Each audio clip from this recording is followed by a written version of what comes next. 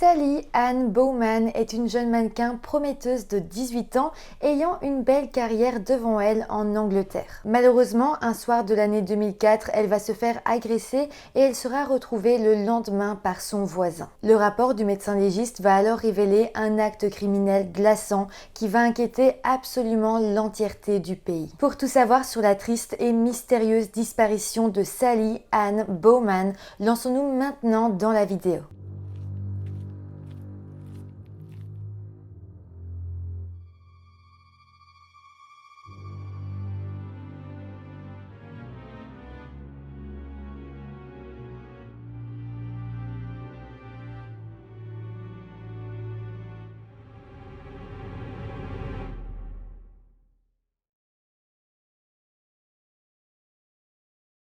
Hello tout le monde, j'espère que vous allez bien. Aujourd'hui, je vous retrouve avec une histoire anglaise qui est totalement glaçante et qui m'a énormément choquée et attristée. Avant toute chose, avant de commencer cette vidéo, j'ai le plaisir de vous annoncer que cette vidéo est sponsorisée par Holly Energy. Holly, c'est une marque qui a pour but de produire des boissons énergisantes, saines et même bonnes pour votre santé, ainsi que des thés glacés. Cette entreprise, elle est top à plein de niveaux. Ils m'ont envoyé plusieurs de leurs produits pour que je les teste. Là, j'ai pris avec moi la boisson énergisante au citron vert. Donc oui, je l'ai pris avec moi dans ma valise pour aller au Canada.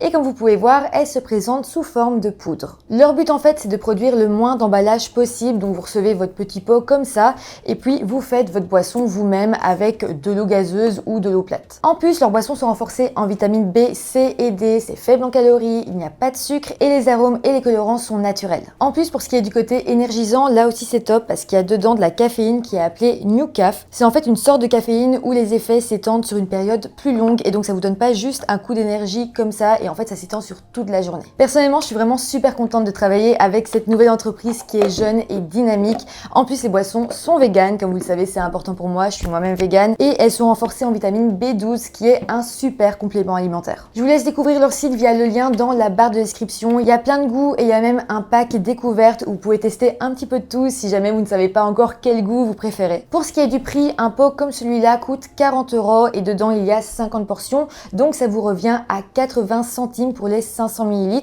ce que je trouve tout à fait abordable. Donc voilà, si vous voulez me soutenir et soutenir l'entreprise, cliquez dans le lien en barre de description, donc vraiment ce lien-là pour me soutenir. Et surtout, vous bénéficiez de 5 € de réduction sur votre première commande avec le code Phoenixia5. Et après ça, sur les prochaines commandes, vous aurez 10% de réduction avec le code Phoenixia. Donc si vous êtes intéressé, tout est récapitulé dans la barre de description.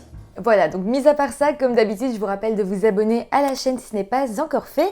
Et maintenant que tout ça est dit, lançons-nous dans la vidéo. Sally Ann Bowman est née le 11 septembre 1987 en Angleterre, dans la ville de Carshalton, qui se situe au sud de Londres. Elle y a vécu avec ses parents, Paul et Linda, ainsi que ses 3 grandes sœurs. Malheureusement, lorsqu'elle était encore enfant, ses parents ont divorcé. À l'adolescence, Sally a fréquenté la Brit School, qui se trouve dans la ville de Croydon, à 20 minutes en voiture de chez elle. La Brit School est en fait l'une des meilleures écoles du Royaume-Uni pour les arts du spectacle. Entre autres, la chanteuse Adele, Amy Winehouse et Jessie J ont étudié là-bas. Sally avait en fait pour but dans la vie de devenir mannequin. Elle aimait beaucoup la mannequin Kate Moss et d'ailleurs elle a été comparée à elle un peu plus tard dans sa vie. Sinon, le but ultime de Sally était d'un jour apparaître dans le magazine Vogue. En 2004, à l'âge de 17 ans, elle a enfin été diplômée de son école, donc la Brit School. Après ça, elle a commencé à travailler comme mannequin, mais aussi comme coiffeuse à temps partiel. Elle était aussi devenue une chanteuse très douée et chantait à l'occasion. Un an plus tard, en 2005, elle a rejoint une agence de mannequins locale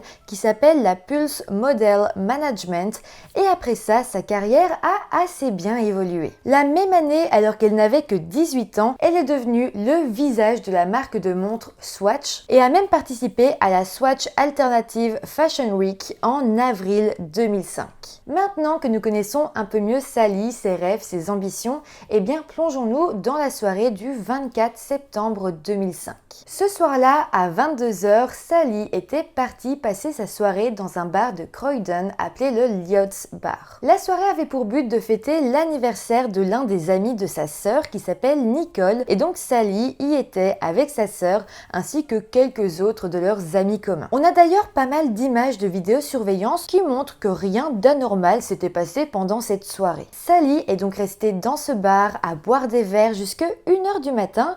Et puis, les choses ont commencé à dégénérer. Sa sœur Nicole a commencé à se disputer avec une personne qui était présente dans le bar et la dispute a évolué jusqu'à créer une bagarre. Finalement, la police a même été appelée sur les lieux et ils ont arrêté Nicole, donc la sœur de Sally, parce qu'elle était un peu trop alcoolisée et un peu trop énervée. Après ça, Sally a alors envoyé un message à son ex-petite amie qui s'appelle Lewis Sproston pour lui demander s'il pouvait venir la chercher et la ramener à son domicile. Je pense qu'il n'y avait plus de transport en commun, qu'elle comptait retourner avec sa sœur, mais là elle ne pouvait plus et donc elle était un petit peu coincée. Payer un taxi pour aller jusqu'à chez elle lui reviendrait trop cher, donc elle a demandé à une personne de confiance qui était son ex-petite amie. Les deux venaient seulement de rompre, donc ils étaient encore un petit peu en contact. Dans un premier temps, Sally va alors appeler un taxi pour qu'il l'amène du bar jusqu'au centre de Croydon. C'est au centre de Croydon à 2h20 du matin à peu près que Lewis va venir chercher Sally. Sally vivait à ce moment-là dans un petit appartement à Blenheim Crescent dans le sud de la ville de Croydon. Elle avait eu 18 ans 2 semaines auparavant et venait donc d'emménager assez récemment dans son propre logement. Donc c'était totalement nouveau pour elle d'habiter seule. Elle était vraiment heureuse de ce nouveau départ, mais il faut savoir qu'elle restait malgré tout très proche de sa famille et en particulier de ses 3 sœurs. Mais bon, pour en revenir à notre histoire, le trajet en voiture devait durer à peu près 10 bonnes minutes et pendant que Sally était en voiture avec Lewis, eh bien les deux ont commencé à se disputer. Leur rupture, comme je l'ai dit, était encore très récente et les deux ont commencé à s'accuser l'un l'autre d'infidélité. D'ailleurs, lorsqu'ils sont enfin arrivés devant chez Sally, eh bien ils se sont garés et puis ils ont continué ces discussions assez animées jusqu'à 4h du matin. À un moment donné, Sally en a eu marre, elle a décidé de quitter la voiture, elle était vraiment juste en face de chez elle et donc elle est partie et directement après, Lewis a pris la route et est reparti de son côté. La suite se passe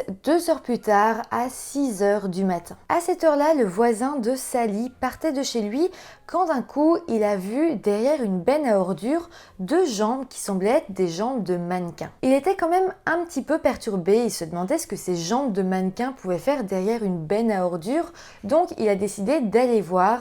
Et c'est là qu'il s'est rendu compte que ce n'était pas des jambes en plastique, mais bien les jambes de sa voisine Sally qui avait été assassinée juste là, en face de chez elle. Le voisin appellera alors immédiatement la police et les enquêteurs constateront alors que Sally était bel et bien décédée, mais surtout qu'elle avait été victime d'un acte criminel. Elle semblait avoir été poignardée et vidée de son sang. Dans un premier temps, les enquêteurs qui analyseront la scène de crime noteront que Sally avait été déshabillée par son agresseur. De plus, son sac à main, son cardigan, ses sous-vêtements et son téléphone portable avaient été volés. Son corps sera alors emmené auprès d'un médecin légiste qui va faire une horrible découverte. Sally avait en fait été dans un premier temps poignardée à 7 reprises alors qu'elle était juste en face de chez elle. Elle avait en fait reçu le tout premier coup de couteau dans le cou et puis les autres étaient dans son estomac. De plus, des marques de morsures ont été retrouvées un peu partout sur son corps. Mais malheureusement, ça ne s'arrête pas là. Le médecin légiste va en fait expliquer qu'avec les coups qu'elle a reçus,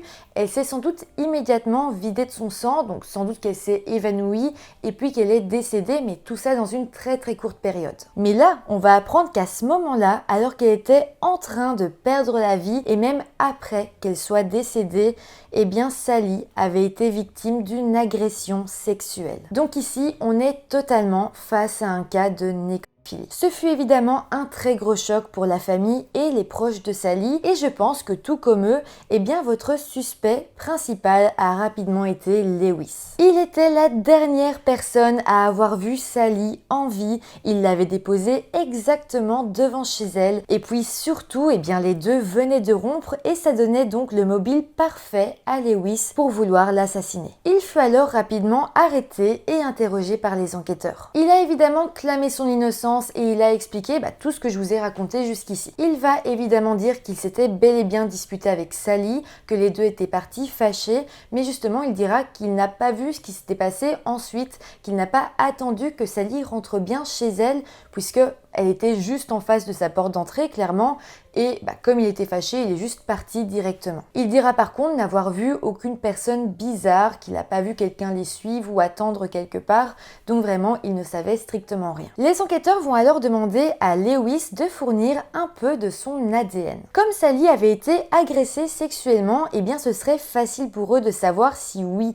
ou non, l'ADN de Lewis était celui retrouvé sur le corps de Sally. Il a alors accepté et là, les enquêteurs vont se rendre compte qu'effectivement, Lewis semblait dire la vérité, son ADN ne correspondait pas du tout à celui retrouvé sur le corps de Sally. Lewis a donc été libéré et par la suite, eh bien, il a énormément soutenu la famille de Sally. Mais voilà, les enquêteurs de leur côté, eh bien, ils se retrouvaient sans aucun suspect. Finalement, ils avaient perdu les heures les plus précieuses dans une enquête, donc les premières heures, les premiers jours à interroger Lewis. Et au final, eh bien, comme il n'était pas coupable, comme il n'était pas suspect, eh bien, il devait retourner à la case départ. Mais donc là, du temps était déjà passé et donc les choses étaient encore plus compliquées. Selon les enquêteurs, l'agresseur aurait sans doute remarqué que Sally était en train de se disputer avec Lewis dans la voiture et aurait ensuite attendu qu'elle sorte et qu'elle se retrouve seule pour l'attaquer. Mais là, les enquêteurs vont faire une très grosse découverte. Ils vont se rendre compte que quelques minutes, quelques heures avant que Sally se fasse agresser, se fasse tuer, eh bien, une autre femme s'était faite agresser. Cette femme avait été agressée à proximité de la maison de Sally et elle avait été portée plainte la nuit du meurtre. Elle va expliquer que cette nuit-là, elle marchait seule dans les rues quand d'un coup, un homme s'était approché d'elle, il l'avait regardée droit dans les yeux et il lui avait dit « Je suis désolé ». Il l'avait ensuite frappé un coup très fort, mais heureusement, un chauffeur de taxi avait vu la scène et s'était interposé. Suite à ça, l'agresseur est parti en courant et a simplement volé le téléphone de sa victime. La femme a ensuite été prise en charge par le chauffeur de taxi qui heureusement l'a emmenée à la police pour qu'elle puisse faire sa déposition. Elle avait d'ailleurs réussi à faire un portrait robot de son agresseur. Donc en tombant sur cette information, eh bien les enquêteurs ont été sûrs que l'agresseur de cette femme et le meurtrier de Sally étaient la même personne. Donc là, si effectivement Sally avait été victime d'un prédateur se baladant dans les rues de Croydon à la recherche de sa prochaine victime, eh bien ce n'était évidemment pas rassurant pour le reste de la population qui a tout doucement commencé à se sentir de moins en moins en sécurité. Malgré tout, même avec ces informations, eh bien l'enquête va continuer à faire du surplace pendant 9 mois. 9 mois pendant lesquels la famille de Sally commençait à perdre espoir. Il n'y avait aucune avancée, aucune piste, mais le 28 juin 2006, les enquêteurs ont décidé de rentrer à nouveau, parce qu'évidemment ils l'avaient fait plusieurs fois, l'ADN qu'ils avaient trouvé sur le corps de Sally dans leur base de données. Jusque-là, l'ADN n'avait matché avec aucun autre, mais ils se disaient que peut-être en l'espace de 9 mois, eh bien l'agresseur, le meurtrier de Sally, avait pu être arrêté par la police et pour une raison ou une autre aurait dû donner son ADN. Donc ce jour-là, les enquêteurs ont remis l'ADN trouvé sur le corps de Sally dans leur base de données. Et là, ils vont se rendre compte qu'il y avait un ADN qui correspondait. C'était celui d'un homme de 35 ans qui avait été arrêté 2 semaines auparavant. Cet homme, il s'appelait Mark Dixie et avait été arrêté après avoir été impliqué dans une bagarre dans un pub où justement il travaillait comme chef cuistot. La bagarre avait en fait démarré après un match de la Coupe du Monde et Mark s'était énervé contre des clients. Finalement, les clients avaient appelé la police et Mark avait passé du temps en garde à vue. disparu. Après cette découverte, les enquêteurs ont alors décidé de regarder le casier judiciaire de Mark et là, il s'est avéré qu'il avait déjà un long casier judiciaire comprenant plusieurs vols, voies de fait contre des policiers, cambriolage, attentat à la pudeur, exposition à la pudeur et agression sexuelle. En fait, là, ils se rendaient compte qu'ils étaient face à un vrai agresseur sexuel en série. Je vous précise aussi qu'il ressemblait exactement au portrait robot que la jeune femme qui avait été agressée un peu avant Sally avait réalisé. Donc là, on comprend que Mark est sans doute le meurtrier de Sally, mais aussi qu'il a essayé de s'en prendre à une autre femme un peu plus tôt dans la soirée. C'est totalement dingue parce que là, les enquêteurs se sont rendus compte que l'ADN de Mark était en fait répertorié depuis des années. En fait, son ADN avait été retrouvé sur d'autres scènes de crime à l'étranger, mais personne ne l'avait encore identifié. En fait, à l'étranger, dans plusieurs pays différents, d'autres femmes avaient été victimes d'une personne qui les avait agressées sexuellement. À chaque fois, la police retrouvait le même ADN sur leur corps, mais comme les différents pays ne communiquaient pas les ADN trouvés, eh bien personne ne savait qu'il y avait un agresseur sexuel qui passait de pays en pays pour agresser encore et encore d'autres femmes. C'est vraiment dommage que tous ces pays n'aient pas partagé leur base ADN parce que clairement 9 mois plus tôt ça aurait pu aider les enquêteurs de savoir qu'ils étaient face à un agresseur sexuel en série. Ils auraient sans doute gagné du temps, enquêté différemment, ça aurait changé absolument toute l'enquête. Donc voilà, clairement ce problème d'échange de données entre tous les pays a été un énorme frein dans l'enquête. Mais donc au final, si Mark Dixie a pu être identifié, c'est grâce à cette arrestation suite à cette bagarre dans un bar. C'est là que la police locale avait pris son ADN et qu'elle avait donc enfin pu le comparer à celui retrouvé sur le corps de Sally. Stuart Cundy, un des enquêteurs sur l'affaire, a d'ailleurs déclaré « Je suis d'avis qu'un registre national d'ADN aurait pu identifier le meurtrier de Sally Bowman dans les 24 heures. Au lieu de cela, il a fallu presque 9 mois avant que Mark Dixie ne soit identifié et près de 2 ans et demi pour que justice soit rendue. » En tout cas, suite à tout ça, Mark Dixie a été arrêté et on l'a placé en détention provisoire pour suspicion de meurtre. Les enquêteurs de leur côté vont continuer à chercher après plus d'indices pour avoir un maximum de preuves à l'encontre de Mark Dixie et pour qu'un procès puisse avoir lieu. Mais là, 12 jours après son arrestation, Mark s'est enfui de la prison et il a fallu 3 mois aux enquêteurs pour le retrouver. En fait, c'est fin du mois de septembre 2006 qu'il a enfin été retrouvé. En fait, Mark était parti se cacher aux Pays-Bas dans la ville d'Amsterdam. Il avait vécu là-bas une petite vie un peu cachée de tous et puis 3 mois plus tard il s'était dit que c'était bon, sans doute que plus personne ne le recherchait en Angleterre et il est tout simplement rentré. Il était donc retourné à sa vie en Angleterre, il avait repris son poste de chef cuistot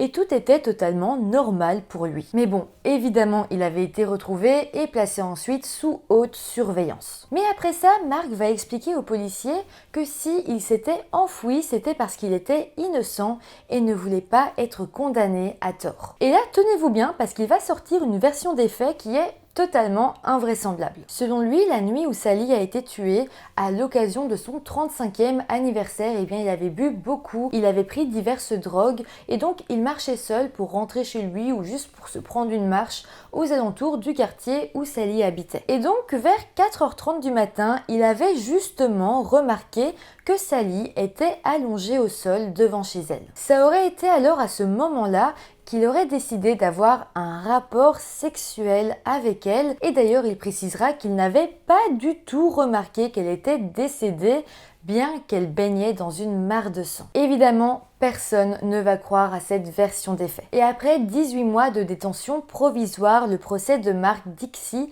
s'est ouvert le 4 février 2008 dans la ville de Londres. Il a alors plaidé non coupable et sa seule défense était donc qu'il avait trouvé Sally sur le sol, peut-être parce qu'elle avait trop bu tout comme lui et qu'il pensait simplement avoir eu un rapport sexuel avec elle. Donc selon lui, il ne s'était pas rendu compte tout de suite qu'elle était décédée décidé, il la pensait juste inanimée, qu'elle avait trop bu ou quelque chose comme ça, et avait simplement décidé de l'agresser sexuellement. Mais évidemment, ça n'avait aucun sens. L'accusation a convaincu le jury que Mark était bel et bien coupable, surtout au vu de son casier judiciaire. Clairement, il avait commis énormément d'infractions dans sa vie et il méritait cette fois-ci d'être puni correctement pour l'honneur de Sally, mais aussi pour l'honneur de toutes ses autres victimes. De plus, l'accusation rappellera que grâce à la découverte de l'ADN de Mark et Dixie, d'autres affaires irrésolues jusqu'ici avaient enfin pu être résolues. Déjà, pour vous donner une idée du passé criminel de Mark, on pense qu'il a commencé tous ses crimes à l'âge de 16 ans. Adolescent, il aurait en fait volé une femme en l'agressant avec un couteau. Mais après ça, il avait voyagé énormément un peu partout en Europe et c'est là qu'on a découvert qu'il était coupable de d'autres actes criminels. Donc déjà, grâce à son ADN, on va pouvoir le condamner pour une affaire qui s'est passée en Australie. En fait, c'est en 1998 que Mark se trouvait en Australie et à ce moment-là, il était entré par effraction dans une maison d'une étudiante d'origine thaïlandaise et l'avait alors poignardée 8 fois. Ensuite, persuadé qu'elle était décédée, il l'avait agressée sexuellement à plusieurs reprises, mais heureusement, l'étudiante n'était pas morte, elle était toujours en vie, simplement elle était évanouie. Ici, mis à part le fait qu'il était rentré par effraction chez cette étudiante thaïlandaise, je trouve que l'agression ressemble énormément à celle qu'il a faite à Sally. Pourtant, je tiens quand même à rappeler qu'il y a 7 ans de différence entre ces deux agressions. Malheureusement, même si à l'époque son ADN avait été retrouvé sur la victime, on ne savait pas à qui il appartenait. L'affaire était alors devenue un cold case et Mark avait d'ailleurs fini par se faire expulser d'Australie. S'il s'était fait expulser, c'était encore une fois pour une affaire d'harcèlement sexuel. Il avait en fait suivi une joggeuse à plusieurs reprises, vraiment sur le long terme. Elle s'était plainte et il avait fini par avoir des gros soucis avec la justice. Donc après avoir quitté l'Australie, il avait décidé d'emménager en Espagne. En Espagne, là aussi, il va continuer les agressions sexuelles et il va s'en prendre encore une fois à une autre femme. Encore une fois, il avait donné des coups de couteau, il l'avait agressée sexuellement et la femme s'en était sortie et avait porté plainte. Mais aussi, encore une fois, il avait réussi à s'en sortir parce qu'en fait, un autre homme avait été accusé à sa place pour son crime qu'il avait donc perpétué en 2004. C'est donc seulement au moment de l'arrestation de Mark pour le meurtre de Sally qu'enfin son ADN avait pu être analysé et qu'on s'était rendu compte que c'était lui le coupable en Espagne et non ce pauvre homme qui avait été incarcéré à sa place. Donc là, ça fait quand même 2 affaires criminelles en Espagne et en Australie où Mark a été reconnu coupable en plus du meurtre de Sally. En plus de ça, l'accusation va révéler que Mark était très connu dans son quartier pour la consommation et la vente de cocaïne. Il était aussi connu pour voyager énormément, travailler un peu partout en Europe et c'est d'ailleurs pour cette raison qu'il a mis autant de temps avant de se faire arrêter. Donc en sachant tout le passé de Mark et surtout face à toutes les preuves présentées par l'accusation, le 22 février 2008, après 3 heures de délibération du jury,